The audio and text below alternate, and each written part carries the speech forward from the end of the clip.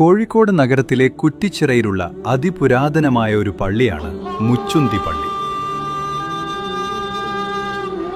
തികച്ചും കേരളീയ വാസ്തുവിദ്യാ ശൈലിയിൽ നിർമ്മിച്ച ഈ പള്ളി അതിമനോഹരമായ തടിപ്പണികൾക്കും കൊത്തുപണികൾക്കും പേരുകേട്ടതാണ്.